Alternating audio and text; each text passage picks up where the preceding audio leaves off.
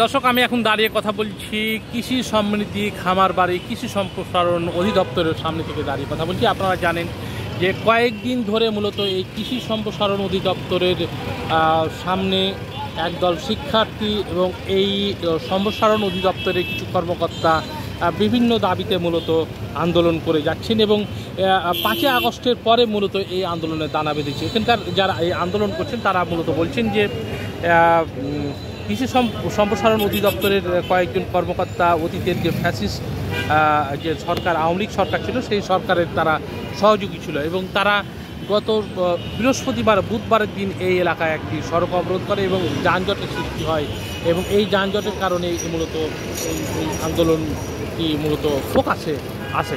আপনারা দেখতে পাচ্ছেন যে অসংখ্য তরুণ এখানে দাঁড়িয়ে রয়েছেন।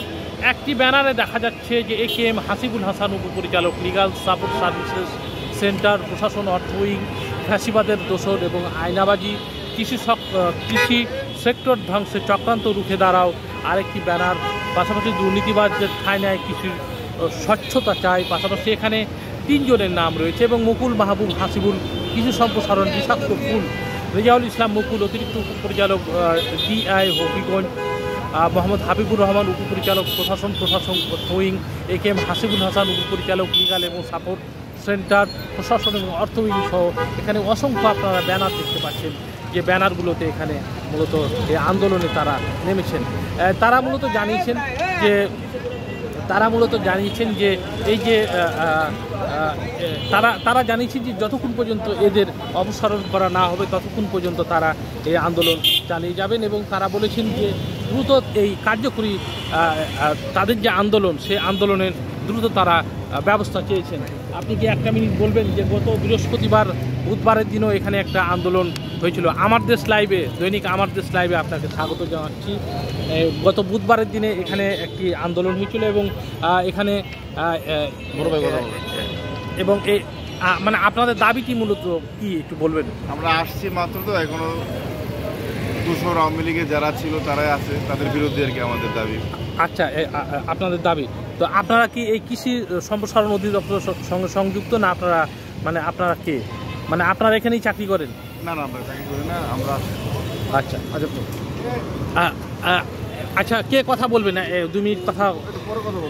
আচ্ছা, তো দর্শক দেখতে পাচ্ছেন যে সামনে একজনের সঙ্গে আমরা কথা বলবো এবং তিনি কথা বলবেন ওই যে একজন ঊর্ধ্বতন এই আন্দোলনের যারা ঊর্ধ্বতন কয়েকজন রয়েছেন তারা কথা বলবেন বলে জানিয়েছেন। এখন এখানে কথা বলবে এবং দেখতে পাচ্ছেন ভাই একটা মিনিট। তাই না, আমরা তাদেরকে বলি তারা যাক, তাদের বদলি করা হয়েছে, তারা তাদের কর্মস্থলে যোগদান করে তারা রাষ্ট্রের কাজ করবে, এইটাই আমাদের দাবি। আপনি কি কৃষি সম্প্রসারণ অধিদপ্তরের? আমি কৃষি সম্প্রসারণ অধিদপ্তর, আমি একজন কৃষিবিদ নেতা, আমার নাম রূপসুল সন্তান ডট। আমি অ্যাকচুয়ালি চাই না যে আমার দলের পক্ষ থেকে আমি চাই না যে দুর্নীতিবাজ কর্মকর্তারা এখানে আপনাদেরকে কোথায় বদলি করা হয়েছে? আমি এখন জানি না, এটা যে মন্ত্রণালয় থেকে জানি। আমি জানি মেহেরপুরটা কোথায় জন্য বদলি করা হয়েছে।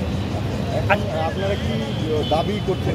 আমরা দাবি খুব ছোট্ট। আমরা চাই যে রাষ্ট্রযন্ত্র অনুযায়ী তারা তাদের বদলি করা যেতে হয়েছে মন্ত্রণালয় করেছে, তারা তাদের কাজ করে সেখানে সপদে নিয়োগ হয়েছে, এইটুকু আমাদের চাওয়া। তারা এখানে আর না করছে।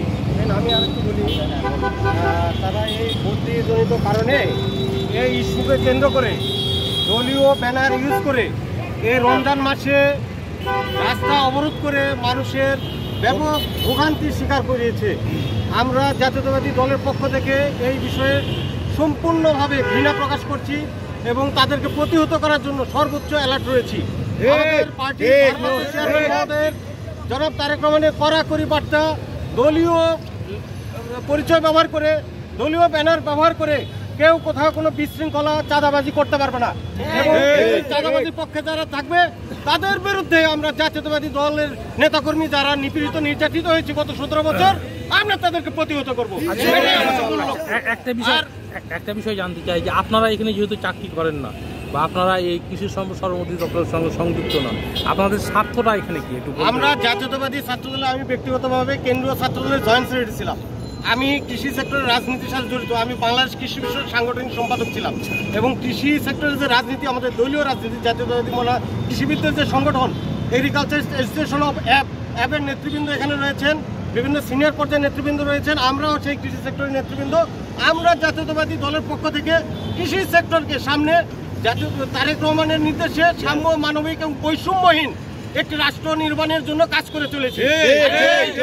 এই রাষ্ট্র নির্মাণে বা তারেক রহমানের নির্দেশনা বাস্তবায়নের জন্য যদি কেউ বাধাগ্রস্ত করে, দলীয় নাম পরিচয় ব্যবহার করে, তাদেরকে আমরা প্রতিহত করব।